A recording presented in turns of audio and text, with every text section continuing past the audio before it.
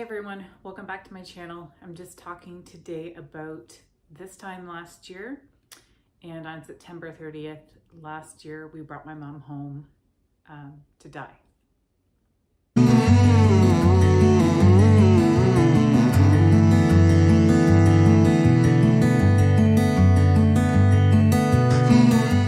So this time last year we brought my mom home,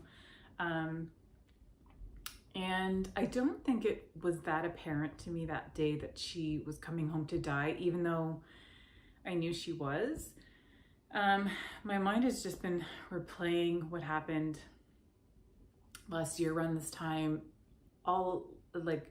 especially the last couple weeks as I've been doing these videos, and it's just been really, really difficult to walk through it again, yet I'm surprised at how much I actually remember.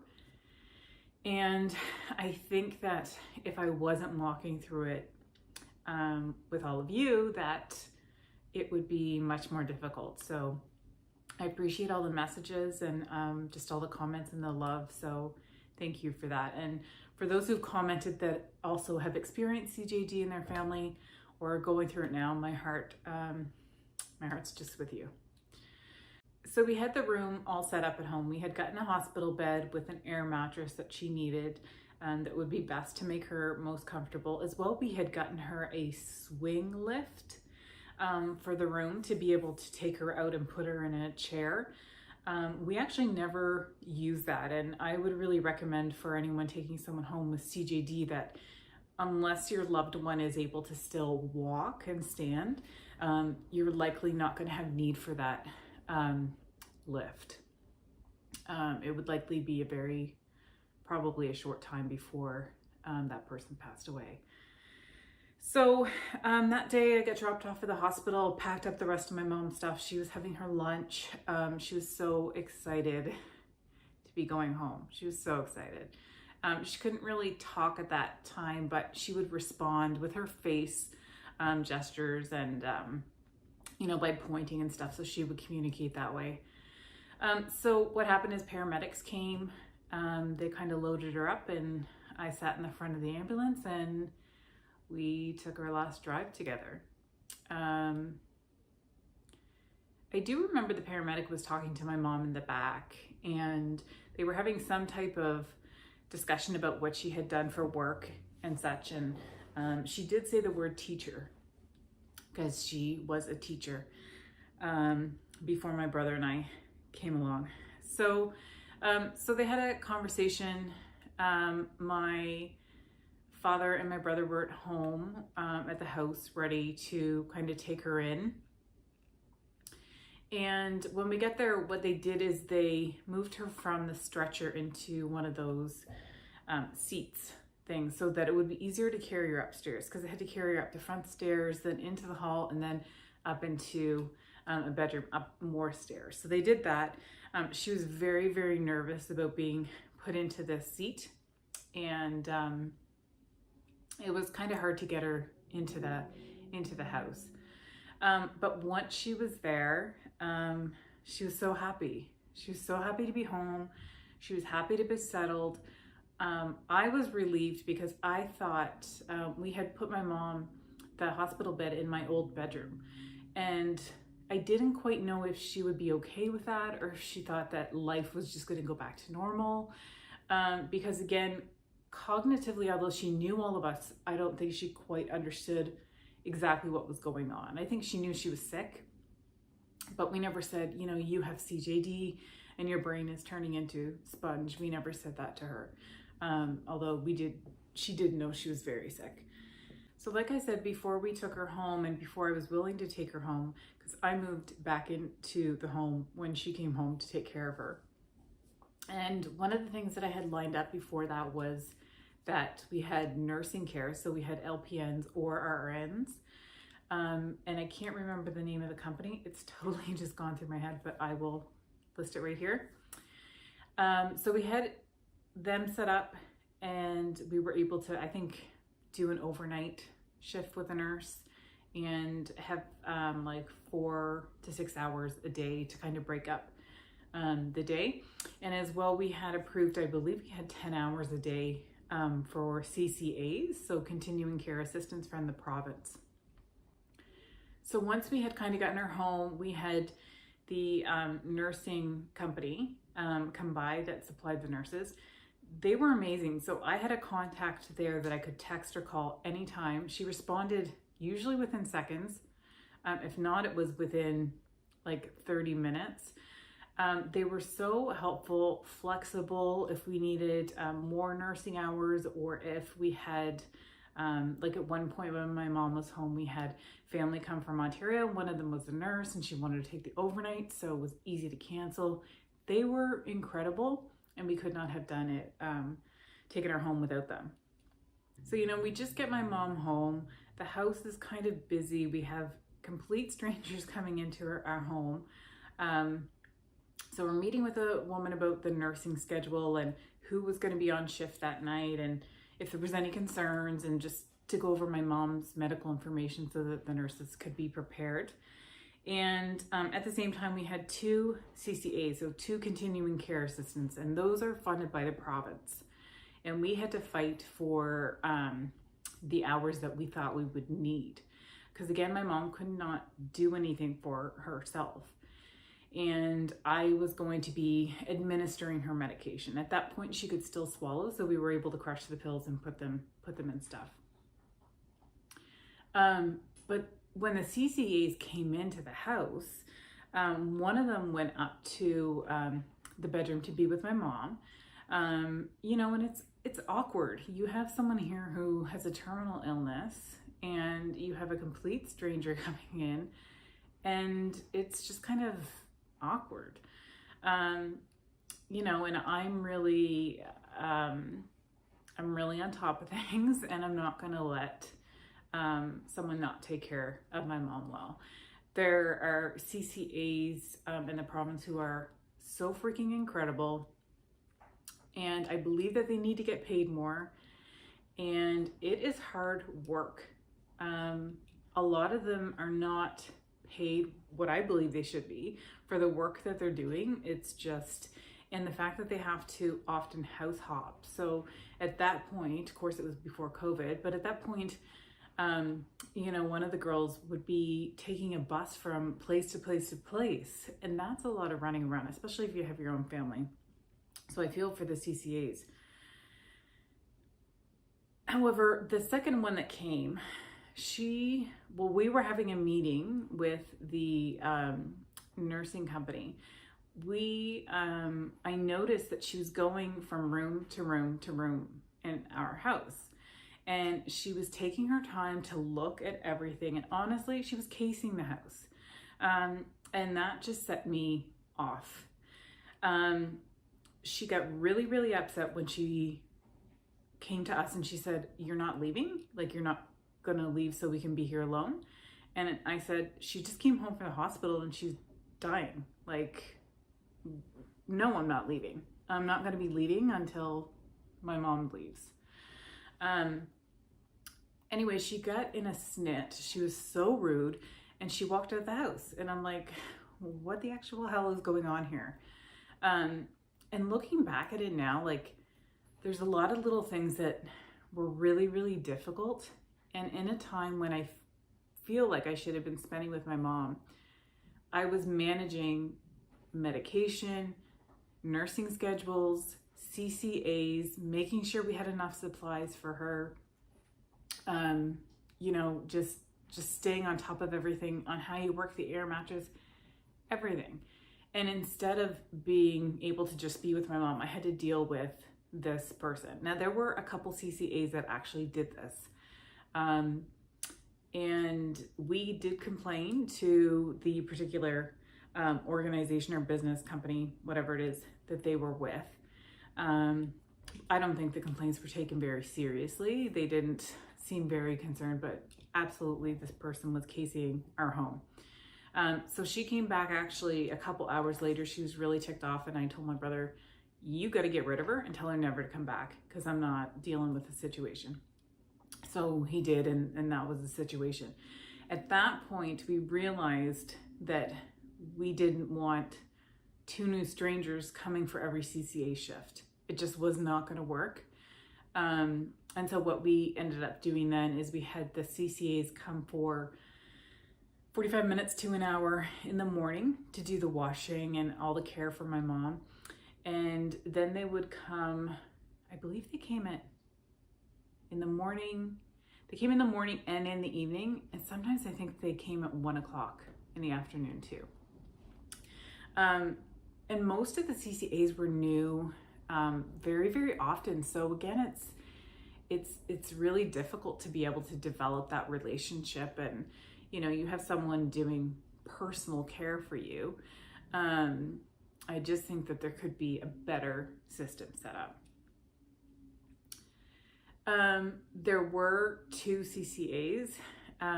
One of them, her name is Brianna, and the other guy, I don't remember what his name was. I do know he was a heavy smoker because I could smell it all the time, but these 2 people were gems, and I loved it when they came because they got to know my mom, they got to know us. They were so kind and gentle with her because it was very uncomfortable for her, and I was so grateful for that. So that day was super duper busy. I do have a picture of my mom all settled in her bed that I'm gonna insert here because she was so happy to be home. And the way that we positioned her bed, she could see out the bedroom door, and she could see down the stairs and into the kitchen, partly into the living room. So she could see all the action going on, which she would normally want to do anyway.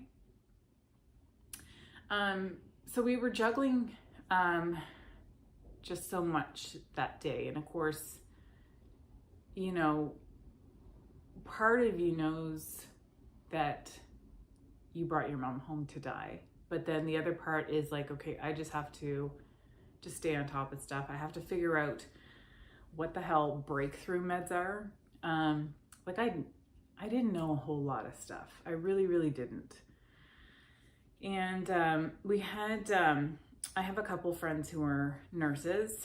And so one in particular, she lives really close to us. So she had offered to come over if we needed help anytime, which was great. So I could kind of ask some questions there as well. We had VON come in, and a couple of them were great. And other times it was just, I found it kind of difficult, often times with the medication. So she had started with pills that we would crush. However, so she came home on a Monday, but on Friday she needed to go to IV. So within that 5 days, she wasn't able to swallow the pills any longer. And then of course the IV meds kept needing to be upped to keep her comfortable. And staying on top of that, because obviously I couldn't draw up medication, but the VOM was supposed to do that. So it was sometimes hard because not enough would be drawn up, and so I'd be having anxiety about it. But overall, there were some really great VON nurses as well. We had a nurse from palliative care from the hospital, and she was stellar. We loved her. She was fantastic. She was just really great. So we did have quite a few people that we could kind of pull on. And as well, so when my mom's medications did get upped, the pharmacy couldn't refill them because the doctor at the hospital hadn't put in the new prescription. And so we couldn't get the meds filled for the VON coming that night to then fill them up. So thankfully, you know, our family doctor is very accessible. And so we were able to call him on a cell phone, and he could call in the new script, which is great. But I mean, so we're juggling with all this stuff, right? And it's just very overwhelming. So that night the VON came, and we were sitting at the table, at the kitchen table, going through all the papers and the binders, because each care organization that came in had a different binder that they would write notes on, so that the next person who came in could keep track of it.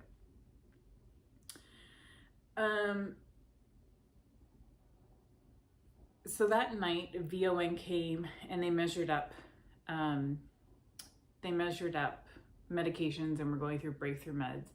And it was at that point that everything just kind of hit me, and I just started sobbing. I couldn't control it. I just was devastated, and I'm like, how can I handle this? Like, I don't want her to be uncomfortable. I don't know any of these people coming in to help us with them. That's another thing, because it was totally out of my control. And at that point, you know, I wanted control of the situation, and I wanted my mom, you know, to be okay and to be comfortable. So we went through all of that, and the lady from the nursing company had assured me earlier that day that the nurse on shift that evening would be amazing. The nurse's name is actually Precious, and she said she is actually Precious, and she was fantastic. So I felt totally comfortable going to bed that night,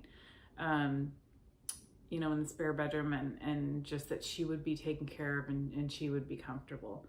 So I remember saying goodnight to my mom that night, and just, you know, telling her that I'm just in the next room, and you can tell the nurse to just, you know, you can just point in that direction and they can come wake me up anytime.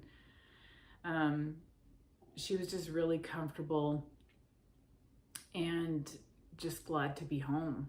She was still able to eat at that point. I made her scrambled eggs that evening, and I think I made her a milkshake as well. And she was still able to eat that food. But again, that was a Monday, and so Friday she wasn't able to swallow her pills, and she wasn't able to really swallow food. She was still taking some liquids, but it was getting much more difficult. And of course, we did not want her to choke on that. It was such a beautiful day. The day we did bring her home, it was blue skies, and it was sunny, and it was nice and warm, and we were able to, you know, have the windows open in her room. And she just seemed very, very, very content, and she wasn't uncomfortable with, you know, the nurses coming in at all, which I was grateful for. So the past week, I've just been feeling really angry about what happened and at CJD and at all the misdiagnoses, which I realized wouldn't have helped anyway, even if she was diagnosed correctly earlier. Like, it wouldn't have prolonged her life any, I don't believe. But I'm just angry at everything that has kind of been taken. You know, there's a lot going on right now in my family, and you know, with the people I care about, and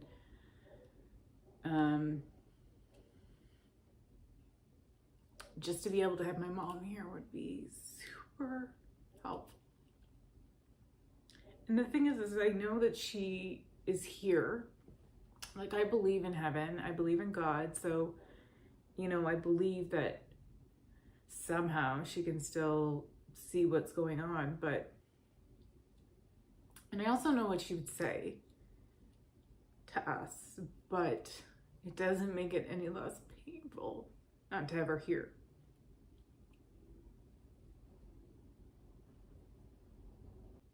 So my favorite time, Frag, I don't want to cry.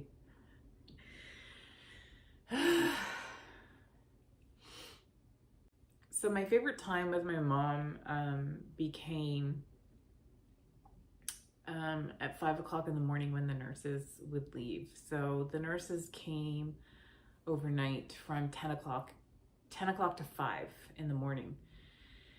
And so my favorite time with my mom really was between 5 o'clock and 7 o'clock in the morning, because I would get up just before they left and, you know, show them out and see how she had done overnight. And then I would climb into the lazy boy chair. And, you know, when I went into the room in the morning, my mom was always awake at that time. And so she always smiled. And, you know, when I walked in and, you know, I talked to her a little bit, and we'd get her resettled, and then she would probably have a snooze. And we had the TV on all the time.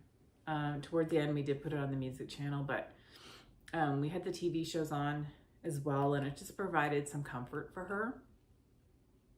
Towards the end, we did need to have, like I mentioned before in another video, we had to have kind of light and fluffy shows. So she watched a lot of Big Bang Theory, because more serious shows, she seemed to get engaged in it and think that she was in it. So for example, like Law and Order, whatever was happening to the characters in there, she thought was happening to her. So she was, it would obviously be scary. But my favorite times were between that time because, you know, the lights were out, but we had little lights around the room to make it kind of homey and bright. And it was just some quiet time together. It wasn't like we had any big long conversations, but it was just quiet time in the morning as the sun came up. One thing I don't regret is bringing my mom home. Now, it's not an option for everybody. Not everyone is able to have the nursing care. Not everyone is able to have the space for a hospital bed. But I'm glad that we were able to do it because, you know, I think back to September 6th when she was in the hospital and she said, if I'm dying, take me home. And my gosh, I never thought for a minute that she was going to die. I didn't think she was dying. But I'm glad that we got to take her home. And once we were home, we could be in the house all together. You know, friends and family and other folks could drop by at any time. We also had that backup of the nursing care so that we could go take a nap if we needed to. It really was fabulous that she could be home. We could, you know, we had our own kitchen and just all the comforts that we really needed, because it was hard to drive across town and go to the hospital, you know, at least once a day, if not more times a day. It was a lot of work to bring her home, but I would do it a million times over again. It was absolutely, I have no regrets about that at all. There are some things that I would have probably done differently had I known, but I didn't know what I didn't know, right? So we were able to have, like, her best friend was able to come over and sit with her some evenings or throughout the day to come stop by and visit. And, you know, neighbors stopped by and church friends and church family came by. So it was just kind of, it was a really sweet time, even though it was so difficult and so hard. So that is the update of bringing my mom home. Walking through what happened this time last year, I think it's helpful on one level, but on the other, it's far more painful than I thought it would be. But yet, as someone who trains in trauma and mental health and all of that stuff, it's better to walk through painful things and to process those feelings instead of shoving them away or not paying attention to them. So I'm grateful to be able to do that. However, it hurts like friggin' heck right now.